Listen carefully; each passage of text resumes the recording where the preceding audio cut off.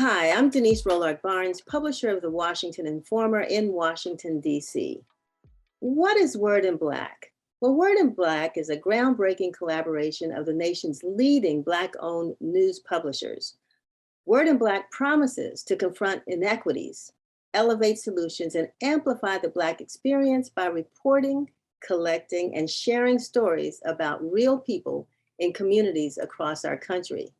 We believe that by joining forces and providing a platform to examine these experiences in one place, we can shape how the nation understands and addresses systemic issues of race, justice, and equity.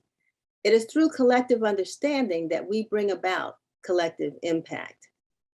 Join our weekly newsletter by visiting wordinblack.com and click on Newsletter.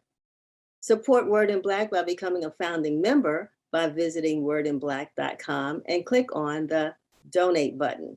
We are grateful to the Chan Zuckerberg Initiative for supporting the important work of Word in Black. All of our publishers in this collaborative are laser focused on fostering solutions of racial inequities in America, and that begins with K through 12. It is now my pleasure to introduce Andrew Ramsammy, Chief Content Officer for Word in Black. Thank you, everyone, and welcome to our Word in Black virtual education event. My name is Andrew Ramsammy. I'm Chief Content and Collaboration Officer with LMA and Chief Content Officer for Word in Black. Today, our topic is going to be about programs and policies that boost teachers, students, and parents' agency and power in education. And our panelists today come from across the education system. Some are advocates, some are activists, and some are just reporting merely on everything that's happening in the world of education.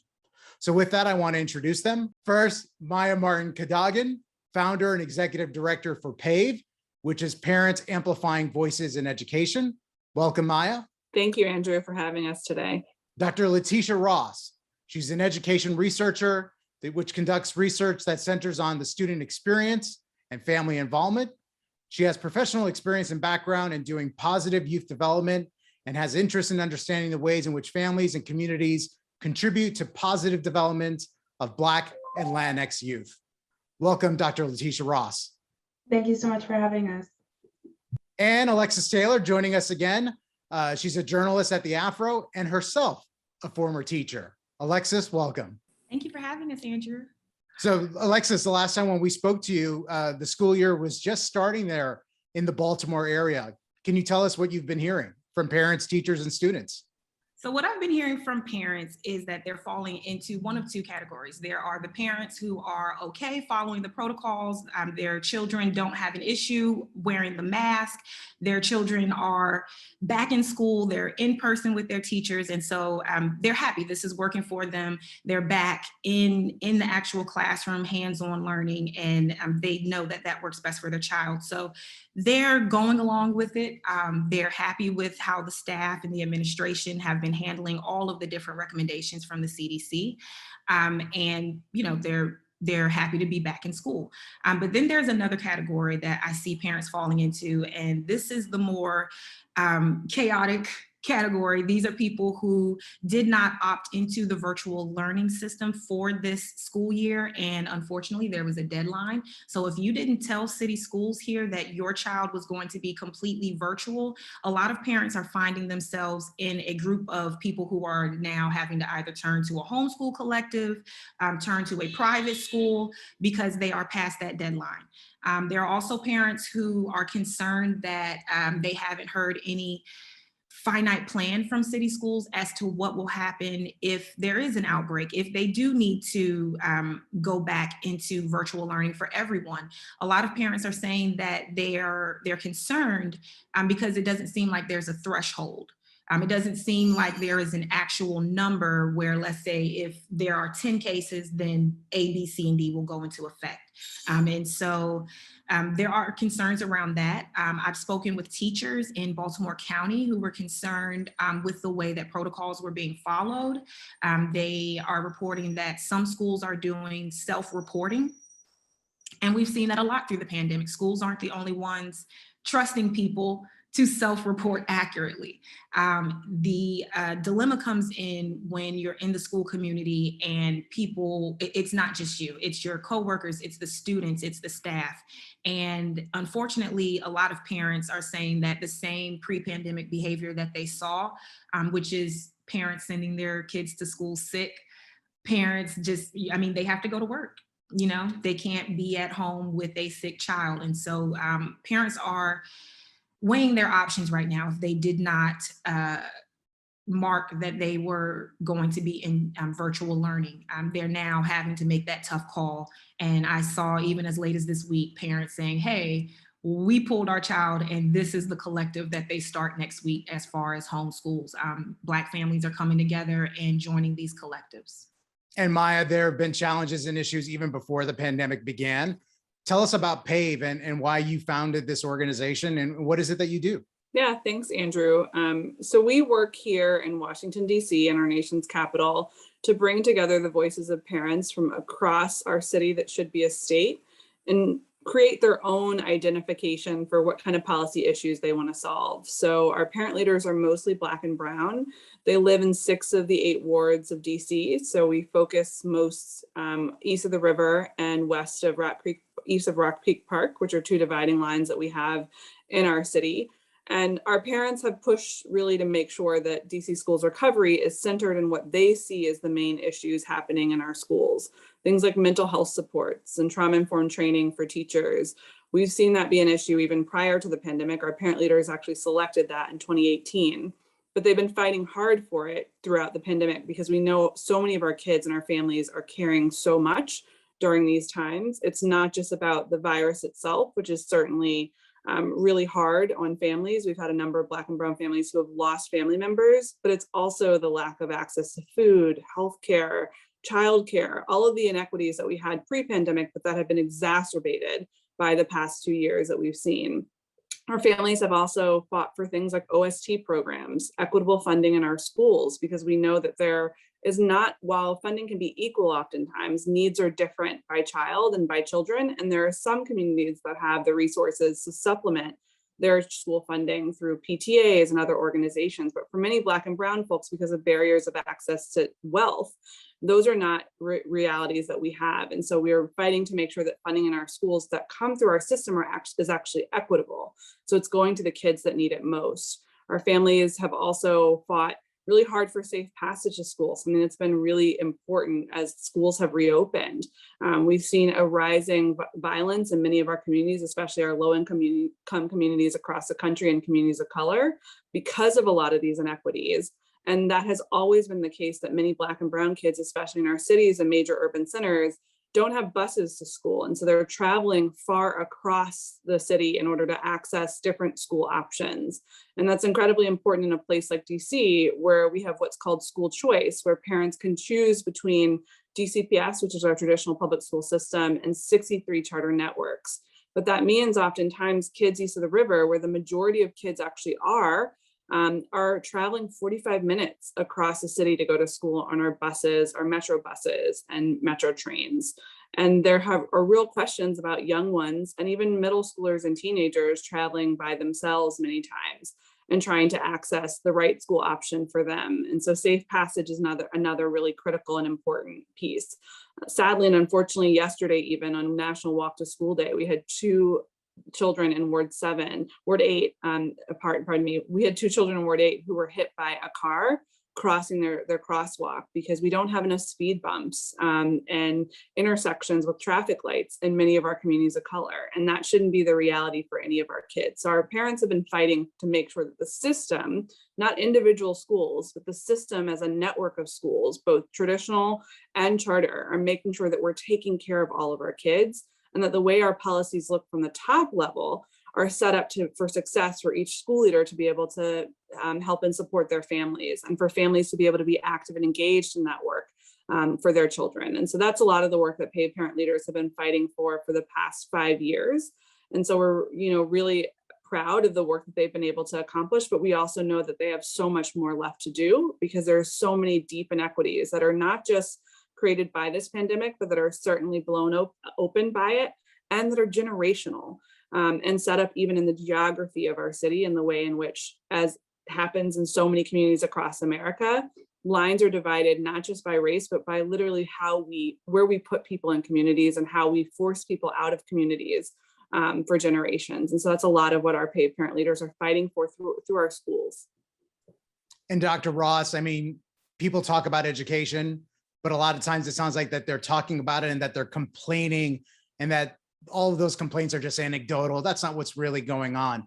What has your research shown in terms of what communities of color in particular face before the pandemic even started? I mean, a lot of the issues that were highlighted previously are issues that are pre-pandemic, right? So if we're thinking about the ways in which parents, particularly parents of color, low-income families, families with limited resources, particularly in education systems that are also low resource, there have always been issues about their voices being heard, about their needs being met, and schools and communities reaching out to meet those parents where they are. So there's a legacy of these issues just being prolific in the United States. I mean, if we even think back to the issue that Maya brought up with busing. Busing has always been an issue. How do we get kids to high quality schools? How do we move people across cities and make sure that each child has a quality education? The buzzwords for the last few decades have been the achievement gap. And we've had a whole host of national policies from No Child Left Behind and a whole host of city and state level programs that aim to close this achievement gap. But really, we need to reframe our thinking to what it is, and it's the resource inequity. Right? So parents being able to have access to educators, to have access to high quality programming that exists in low income schools and low income communities. And so I think that the issues that we were experiencing before the pandemic are quite similar to what we're experiencing right now, that we still have a dearth of access to those resources and high quality education, and even needing more of that to be moved into virtual spaces to keep children safe, and the ability to do that being limited. Right. And so thinking about deadlines and parents not being aware of that, the lack of information being communicated clearly to community so they can actually use the resources that exist. We need parent empowerment more than ever. We need organizations like PAVE. We need people on the ground reporting what's going on and where we can find information to these resources, because we will continue to struggle as a community of color, as parents of color. I have a 5-year-old who's supposed to be in kindergarten right now. And, like the groups of parents that Alexis was talking about, I decided to pull my child from school because it is not safe for him. It is not safe for him to be in that context. And my family has lost people to COVID. And, there's no level at which this is happening that people are not facing these difficult decisions. But what schools can do is to put resources out there to create information that helps parents make informed choices to keep themselves safe. It felt like parents were caught off guard in trying to make those decisions, right, as to whether or not to send their kids back to school. Some school districts implementing mask mandates, some not implementing them, some states going as far as saying if you put a mask mandate in place, you will lose funding. What role do parents play in what seemed like a very contentious political fight between those who believe in putting rules in place and those who just feel like throw caution to the wind? Yeah, I mean, I think one of the things that's really hard is so much of what Alexis and Dr. Ross are talking about is centered in the lack of trust, the lack of relationships, and the lack of communication that we've seen from the system to specifically and usually very pertinently Black and Brown parents. And it's not specific to the pandemic, but I think what is happening is that the pandemic is a question for many families about, health and safety, and questions of, the concern that they have for the life of their child. And so it is throwing those things that were not working before the pandemic into the spotlight. But it is not like Black and Brown parents had challenges of trust only because of the pandemic. Those existed before the pandemic. It is not like the system did a great job of communicating before the pandemic. It has not done a good job of communicating to generations of Black and Brown families for a long time and making sure that their voices are included in the decision-making processes. And it has not done a good job of building relationships. Oftentimes when you look at relationships, those are built between the people in power. But the question is, how are the people in power building those relationships with all of the people that they serve? And those have been real questions. And so I think part of what the pandemic has really done is bring that into the spotlight. And it has unfortunately had a lot of consequence on, all of us, right? I think parents are making really hard decisions, weighing the information that they have or don't have, in order to try and decide what's best for each of their individual children, because sometimes that looks different. There are families in which some kids are older and can be vaccinated and families that don't. And I think one of the things that I have seen as a leader, right, we serve almost 70% Black and Brown families. So, in a city that is dramatically changing. So, the majority of our families no longer look like what DC looks like. And yet 100% of our parents that are participating in our parent leader and education boards this year are vaccinated. That's 118 mostly Black and Brown families.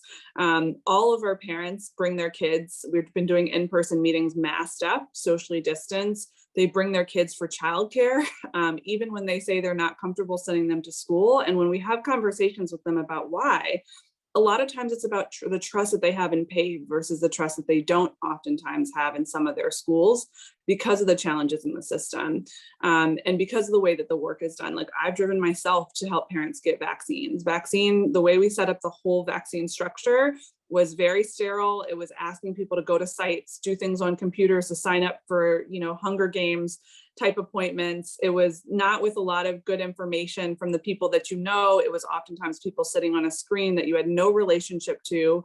And we didn't start with community-based organizations. We didn't start by really making this equitable. We didn't start, even when you go on the vaccine sites, a lot of our parents, some of them suffer from mental illness. And even for my brother who has schizophrenia, we learned he can't go in a place that's just full of lines and random people, right? And we didn't think about any of that in terms of the way that we structured all of these systems. And so, even for us, the reason we went as buddies for our families is because we said, it needs to be a good experience. You need to not feel like you're going in for something scary, but that you're going in for something positive. But the system doesn't think in those terms or in those ways. And so I think oftentimes what we're seeing is because the system is not always designed by or for or with the people that it is serving, it does things in the ways that it perceives will be best, but that are not actually best to respond to communities, and very specifically communities of color. And so I think the question is, how is the system going to change to be able to respond to that? And how are we going to make sure that we bring together the voices of the folks that are most impacted by the decisions that the system is making in order for them to make sure that it's not so, willy-nilly as you described, Andrew, but rather that it really is planned. And that's what paid parent leaders are trying to do, and to bring their voices to. And that does result in change. We just saw recently a number of our parent leaders testified about school reopening here in DC and the challenges that they had around testing. And we didn't even have a rule for parents to be able to quarantine both children if one child was in a space that was exposed. And so parents changed that. The entire DC Council voted unanimously a couple days ago to change the rules in response to parents testifying on those issues. And I think what we've tried to make sure to do is to give parents the space and to know how to navigate the system in order to amplify their voices in the ways that can make change. And that's not, I as an ED don't make any of the decisions about the policy issues that they pursue. I don't make a decision about what they say in their testimony. We are just here to facilitate them being able to do that sharing. And I think that's what we need to see more of generally. And then our system needs to respond by doing it in ways that encourage more people to share. We cannot do things only during the daytime. We cannot do things only virtually or only in person. We need to learn how to flex the system in order to be able to let everybody participate in the kind of democracy that we actually say that we want to be. Dr. Ross, building off of that, right, there's the haves and the have-nots. And it seems like the pandemic has exacerbated that even more, right? So if you're a parent that works, full time, right, and you hear the outcries of people have to get back to work and, there's a labor shortage and all this stuff is going on, what does a parent do when, to what Maya is saying, when a classroom gets quarantined or someone gets sick and they can't take time off? What what resources do parents have in those scenarios? This is a difficult question because ideally what we would want to see are community-based systems that can provide support to families, but that isn't necessarily something that exists within our current framework. So we have to think through our imagination and the ways in which communities can come together to support one another for those spaces to exist. But what our society could do is we could do a better job with family leave. We can do a better job with creating policies that support families. We could do a better job with thinking about federal level policies that grant workers rights to be able to take that time without risking their livelihoods or the ability to care for their family, right? So we could say, we really want to keep schools disease-free and no children should be in the school building if they are sick. But at the same time, that creates this other issue to say, well, what do families do when they don't have the resources to just bring in another person to sit with their child or to be able to take that time to do that? So what we need is we need additional supports for families. We need additional supports that exist for them to be able to call upon. And I also wanted to touch a bit on some of what Maya said specifically about trust. I really want to bring that point home for schools creating trust with communities of color. There is a lack of that outreach that exists. And I think it's also along the same lines of thinking about sick children in schools, with schools having better policies of temperature checks, because that is not universal. And I think that that's something that we began with at the beginning of this pandemic that we've just abandoned. And if I want to add to that, even in high school context where children can be vaccinated, we still have other diseases that we can communicate to one another that have been going around in communities. And so there's still a lot that we can do to create policies within schools to make them safer and more friendly to the public health of our children and our families.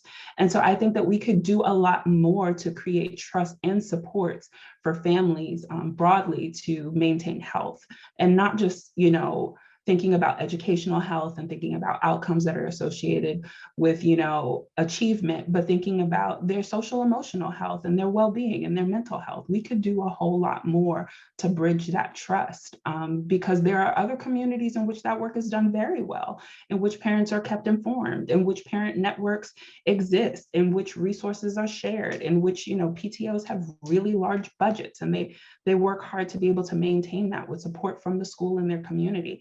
And we need to be able to have access to those kinds of resources for our own children. We need policies to exist to pour those resources into our children as well. So Alexis, when you hear that word trust, and you yourself were a teacher, you were doing this firsthand, what is that role of the teacher in building trust with not only with the student, but also with the parent? And I'm assuming in lots of communities of color that it's not just the parent, right? The role of the parent is also very amorphous, right? It could be the aunt, it could be the uncle, it could be grandma, it could be grandpa. What is that role, and how does a teacher play a part in that, trying to create success for that child? I think the first thing teachers can do is be responsive. I can't tell you how many times in my 6 years of teaching, and more specifically when I was teaching kindergarten for 3 years, you have parents who are overwhelmed. So be responsive. If they're coming to you and saying, hey, I know my kindergartner is in your class, but I got a second grader with special needs. I have a fifth grader. I got a middle schooler, a high schooler, and I'm just overwhelmed. I'm a single parent. No, homework is not getting done. Can you work with me? And I think that those were really touching, powerful moments when you have the ability to look a parent that's struggling in the eye and just being responsive, listening to their struggles, and just finding where you can make things a little bit easier. And I know that teachers across the country are doing this every single day. When I was a teacher, I was dropping kids off at home, after school because parents were working jobs. There are teachers who are buying uniforms for kids who come to school without a uniform or in the same uniform for the last 3 weeks. So teachers are responsive. Teachers know how to fill in all of those gaps. And so I think the most important thing a teacher can do is respond, and then be the connector, be the person that weaves the resources that are available into the family's life, and just putting those in front of them and holding their hand, walking them through it. I will say in Baltimore City, I love their initiative for community schools. There is a large initiative to make every single public school here a community school. And by that, I mean having a community coordinator. And this community coordinator position is so important because they can do everything from connect the parents to temporary funds like money to pay bills. If your lights are off, you can go to the community service coordinator and say, hey, I don't have money to pay my BG&E bill. What is the process? And they don't just leave them there with paperwork like, okay, here's the process, go off on your own. They need people to hold their hand and walk them through it. You know, some people have anxiety and so many different things going on. They're stressed out. Giving them another form to fill out will send them over the edge, you know? So I think the main thing teachers can do to build that trust is to just make the effort to show that we're all on the same side, we're all on the same team, and that was one of the most impactful things about being a teacher. I would say when you have a student who you're wondering what's going on, they're coming to school, same uniform, they're not focused, and you start asking questions and you find out, oh, this middle school student is raising the kindergartner that's in my class. They don't have lights on. And so when you start asking those questions, you can find out how to be a better partner with the parents. And I will say, I think Maya touched on it a little bit, just about the power of the parent. The parents have the loudest voice. And if there's one thing that parents take away from this, I would say to absolutely use your voice. They are there to make sure that your children get the education that they need, and you are their best advocate. So I would say that nothing moves if the parents have an issue with it, and things don't move until the parents have an issue with it, if that makes sense. I can't say how many times I was a teacher teaching kindergarten, 36 kids in my class. And, you know, I could go to my principal and say, hey, this is overwhelming. I'm writing my lesson plans. You want small groups. I have 6 groups of 5 and I still have 10 more kids to fit in. And we don't have the space in the classroom. Kids are falling, and they're falling into furniture because there's no room to fall in this kindergarten classroom. I could say that all day. Nothing happened until I started telling parents, you don't want your child 1 in a million in this classroom. You notice that the quality of the education is going down. You have to say something, and then things would start to move. And so I would say that parents, especially in this pandemic, as we're opening up, use your voice. Get together with 2 or 3 other parents. You know, I know that it's 2021 and there are a lot of things that keep us sectioned off and cordoned off. We have a lot of things going on, and it's easy to get disconnected. But if parents can join together and make their demands heard, the schools have no choice but to respond. Maya and Dr. Ross, I have an 8-year-old son who literally, as we speak, is sitting at our dining room table, attending class virtually. Today it was just announced that Pfizer is going to ask for emergency authorization to be able to roll out the vaccine, which now is being said probably around Thanksgiving that's going to happen. But effectively, you know, my son has experienced it in the 1st grade, 2nd grade, and now 3rd grade, this awkwardness of education. What do you think kids are experiencing right now? And I'll open it up to both you, Dr. Ross, and Maya. What are our kids experiencing? I can get us started. I think kids are experiencing a lot of uncertainty. I think that what they are experiencing is a changing environment, but also I think they're experiencing the ability for their families to be resilient. I mean, education is still happening. Children are still learning. Children are knowing that their families love them and that they're there to support them through their education. I think that children are also learning about public health in a way that children have never been forced to learn about at this age before.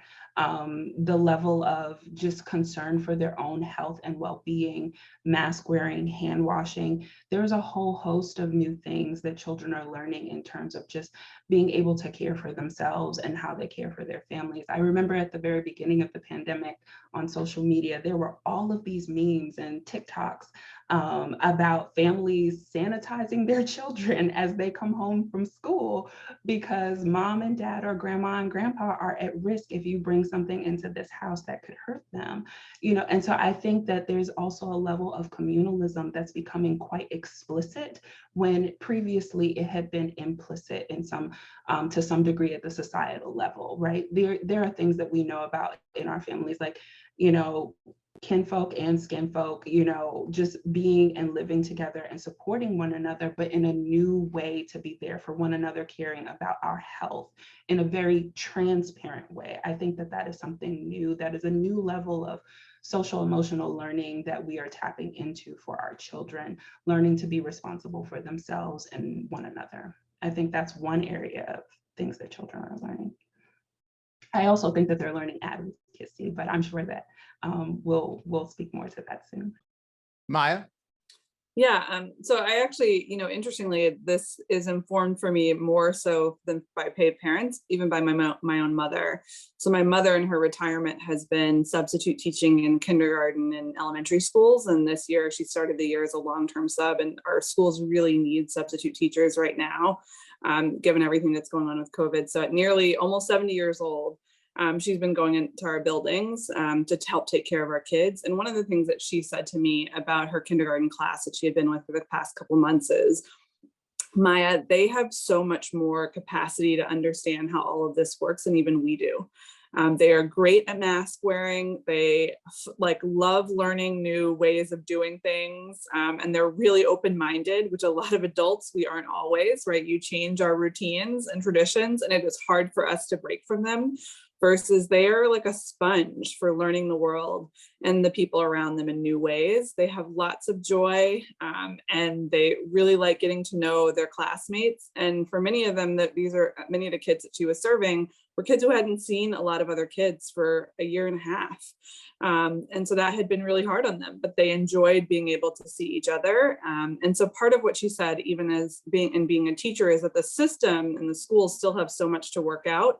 But what's amazing is the kids have it kind of worked out for themselves, right? They figure out how to navigate the world around them, and they open themselves to however the world changes and all these things that we as adults throw at them. And they take it with such joy and such positivity of spirit and just ready to learn. And it's amazing thing. It's an amazing thing to see. And so, just hearing her stories as a senior herself and being in our buildings has just been such a blessing for me. And I see it with our paid parent leaders and their kids who come in. They're still just taking the world as it comes. And I think sometimes we would all be better leaders if we could do the same. And I know that's hard because we've got decades of information that we're trying to process together to make plans, but sometimes the way that they approach it is just so beautiful, right? We can't seem to get adults to put masks over their nose 2 years into the pandemic, but my mom's kindergartners, they do it beautifully. And so I wonder how we can learn from them too. And Alexis, you've been talking about how and reporting on the digital resources and effectively the experiences that a lot of kids are now going through. What have you heard from parents and teachers and students just about attending and doing stuff like how we're doing right now, doing this all virtually? Is this the future of education? Some would say that it is. So a lot of schools have run with this innovative piece, and they're looking for ways to permanently implement some of the things that have come out of the pandemic. Unfortunately, one of those things are snow days, because we have this infrastructure. Here in Baltimore, a lot of the conversation has been, well, we don't ever need another snow day because we have this infrastructure for students to hop online as soon as they call it, and we can keep rolling with the day, just how we've done the last 18 months. So we may see some things implemented permanently that might bring some tears and some smiles across the board. But aside from that, I think at this point in the game, as far as technology here in Baltimore, the conversations have been having a stronger relationship with the internet and service providers. So as far as technology, the school system did a really good job of making sure that each family had a laptop. But then there were cases where families had more than one student that was enrolled in a city school. You had parents who were working at home and students. You had students who were too young to type. So I think that these past 18 months have given everybody a chance to test out their tech skills and improve them where needed. I think moving forward, as far as technology, like I said, the conversation is focused more around the service providers, because what we've seen is that even though the schools did an amazing job of getting technology into the homes, you had service plans that were I won't say purposely, but you had service plans, I will say purposely. They were purposely, those data caps were set so low that it ended up where a family that had maybe 2 or 3 students who were online doing schoolwork, logged into Zoom, logged into Google Drive. It didn't last long before they hit that data cap and they're back at the service provider saying, okay, well, what can we afford at this point that can keep everyone connected? And so the conversation right now is around that type of equity, making sure that the service providers aren't getting over and undoing all of the efforts that the school systems and the administration have been trying to put in place as far as access to technology. So those are the next few things you'll see from me as far as the digital divide. What are these service providers going to do? Are they actually going to make this are they actually going to work hand in hand with the schools and remove these data caps that are limiting? Or, are they going to put that in place and have families, not receive the full benefit of the efforts that are going into closing that divide? And I see you nodding your head around this conversation and the digital divide. What are your thoughts? Alexis is absolutely right. It was intentional. I think many of our state and local governments were trying to do the right thing and making sure that internet for all was a possibility and free service, except many of our service providers were providing internet activity that was the lowest possible. And Alexis actually comes from a city that are their students in Baltimore. Their high school students actually put together a bunch of pieces to uncover that Comcast was a provider who was providing and their free internet service, really, really low bandwidth. And that just doesn't work when you have multiple kids at home who are on video. That's even more acute when you talk about places where there's lots of density, which mostly means a lot of communities of color, right? So it's not just about the number of kids in your household that are on the internet and your internet at home, but many times in apartment buildings, the service providers are bundling people on the same spots, the routers. So not the one in your house, but the one that your house is connecting to inside the building. What that means is that you're all pulling from the same internet. And we saw this a lot with our families. We were hearing from a lot of schools that a lot of kids were off video. And we saw it even with our own parents, and our parents were telling us, oh no, but my kid's able to go to virtual school every day, it's fine. And then we did a test with our own family saying, take yourself off video.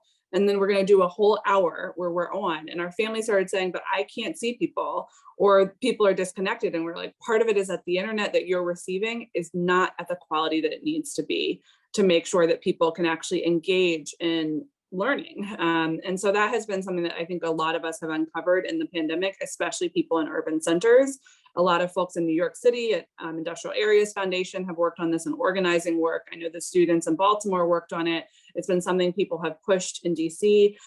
So internet access is a huge inequity that we have more generally, that if we are going to keep this around for the long term, we have to figure out.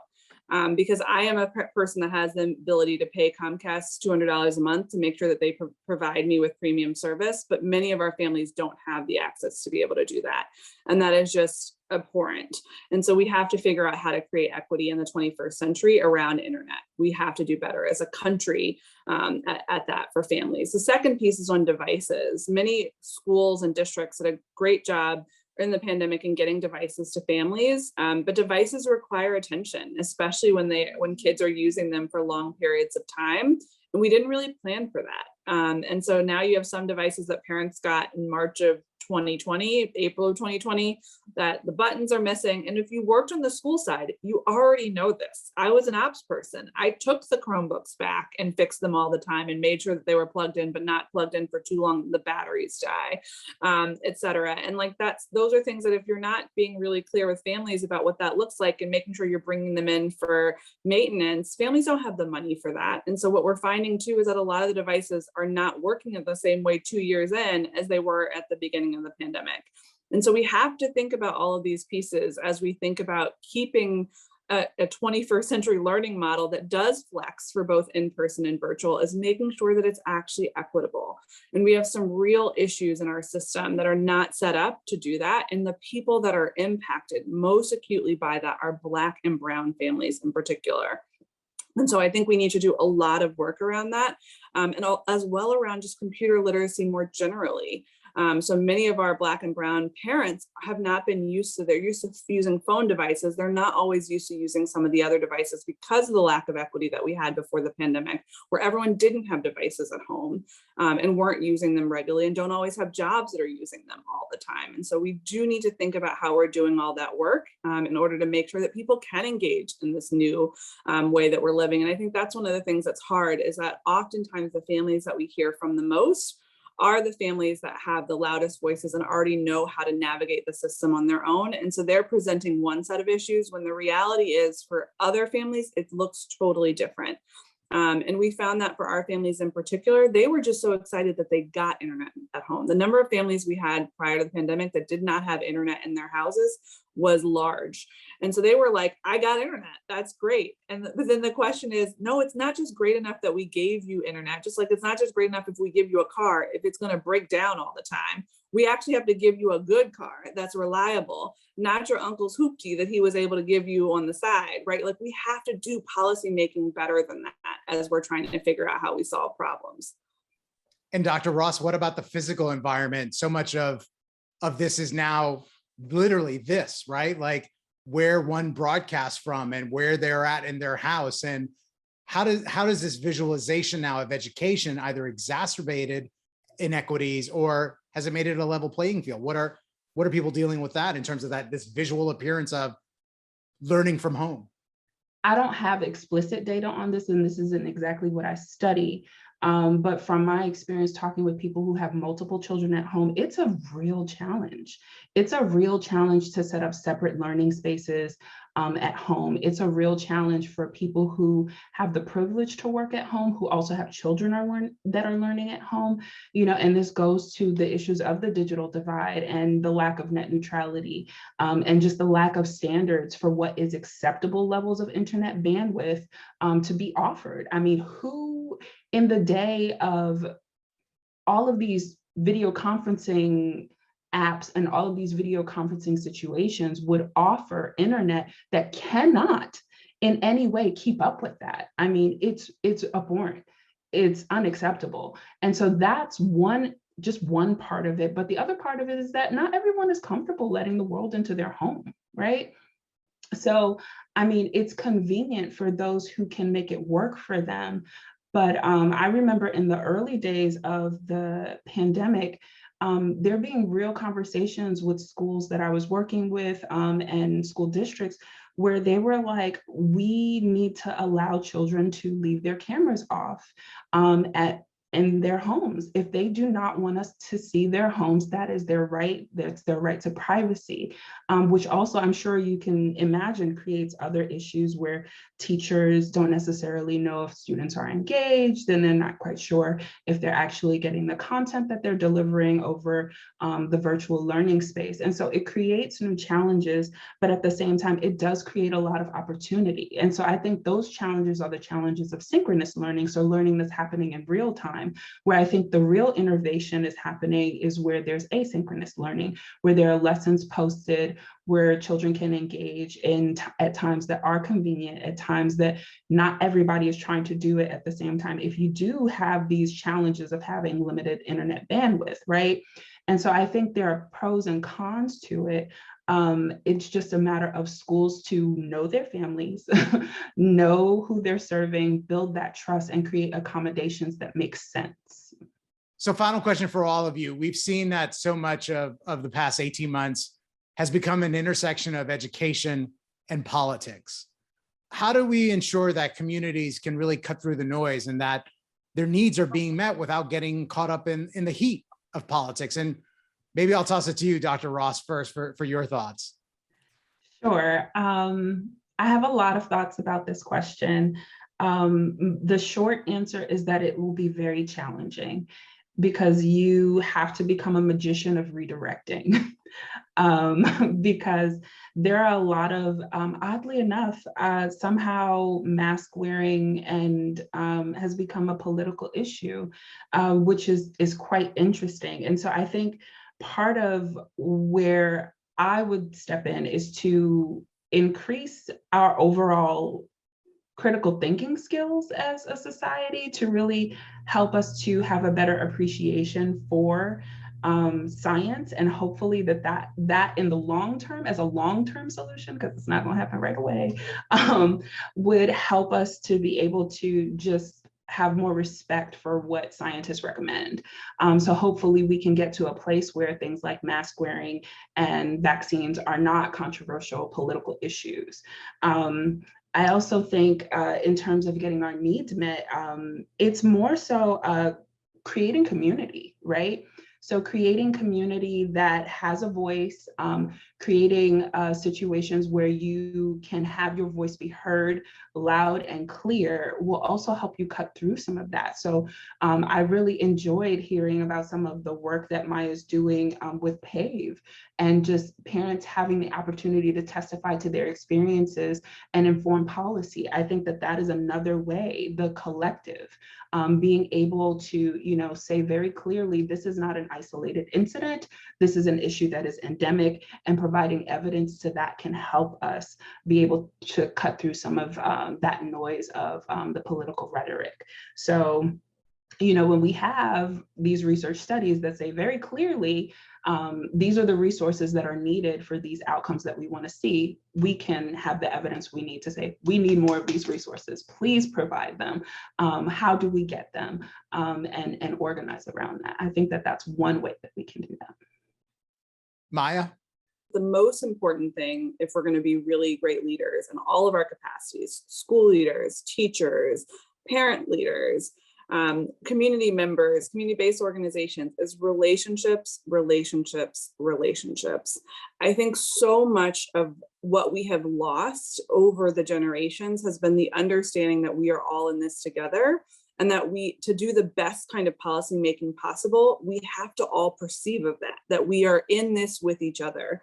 I have been on the school leader side where I would have been the person that was putting together all the COVID protocols and trying to navigate all of this, having managed operations and a bunch of other pieces. And I know how hard that is for the school folks that are trying to figure that out. I see my mother, who's been a teacher and who is a teacher now in the pandemic, who's navigating that, and I see what she is having to deal with. Every day I get to work with and for paid parent leaders, and the 6,000 of them that we have in the network, and I see what they are going through and dealing with. But it is important that we all use that part of our empathy to understand what each person in the system is going through, and then come together to create intentional policy making that works for all of us. So much of what we talked about in the conversation today were people trying to make decisions, but not always doing it in the best way possible. Part of what Dr. Ross was talking about in terms of the challenges of housing for virtual families is that many of our cities and states don't have the kind of housing that's necessary to support low-income families and being able to have separate rooms for every kid, right? We don't even have enough 3-bedroom apartments in DC, as we've gentrified so rapidly, to serve all of the Black and Brown families that have bigger families, right? And so many times part of what's happening is our families are squeezing into spaces together. But that was a policy-making decision from a long time ago that now impacts how kids are able to engage in virtual learning. All of these pieces are connected. You cannot disconnect one from the other. And so but the only way you know how to do them right is if you are in enough relationship with each other that when you set that table, as Hamilton says, the room where it happens, you are setting that room with every single voice of every single community member. And if you see that a voice is missing, you're making sure that it's represented. So it can't just be high income or white families or college educated families that are representing the voices of families. It needs to be that even when those families get into a room, they're saying, what voices are missing? Where are Black and brown families? Where are our low income families? Where are families of children who have special needs? That everybody is sitting at that table together. And that's true of our policymakers and our elected officials. That's true of our teachers. It has to be all of the voices together in the room, but you can only get there if you have relationship with each other. And that means that it's partially about doing the work, but it's also just about being in community with each other. Get together, get to know one another, share who you are, have fun conversations. We even did it before we started this call where we just had a few laughs together. It is as important that we do the hard stuff together as it is that we do the love stuff together, because our policy making will be stronger and will be better when we do it. So what I would say is relationships, relationships, relationships. Alexis? I would say the first thing we can do to just stay out of the political debates is to focus on the kids. You know, you have parents who are screaming at the school board, but if you went home and asked their 6-year-old if they want to go to first grade and wear a mask, they would gladly say, yes, put the mask on. Can I go learn in person with my teacher and my friends? So I think we need to keep kids first, you know, and that touches on so many areas. You know, in South Carolina right now, you have the ACLU suing so that students with disabilities can be protected in these schools where they have bans on mask mandates. You know, keep the kids first. Students who are disabled deserve to be in school, in person learning the same as every other child. So if you think that there should be a ban on a mask mandate, you're not putting kids first. You're not putting those teachers first that have underlying health conditions, and you're not putting the kids first that have underlying health conditions who have these special needs. I worked for 6 years with Baltimore City Public Schools. There was not a year that I didn't work with a teacher who had cancer.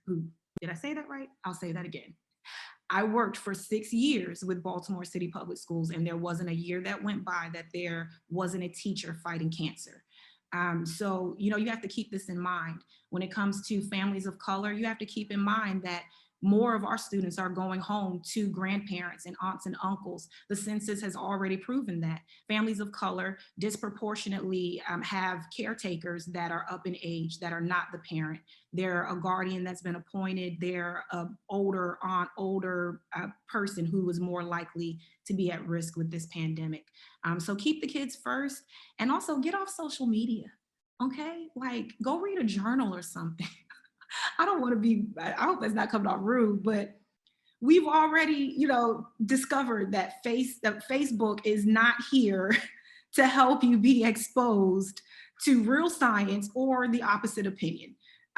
You know, if it wasn't made clear before this week, it's definitely clear this week that you can follow social media down this hole of just, you know, all you hear is the echo of your own thoughts, your own beliefs.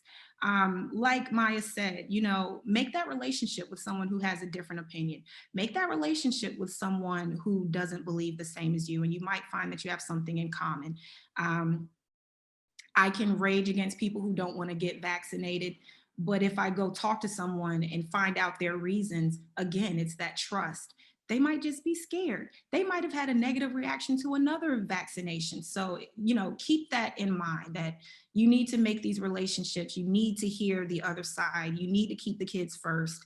My last point of advice, I guess, would just be to pull into yourself, pull into your family, you know, again, get off social media, look at what's going on in your household, go to therapy.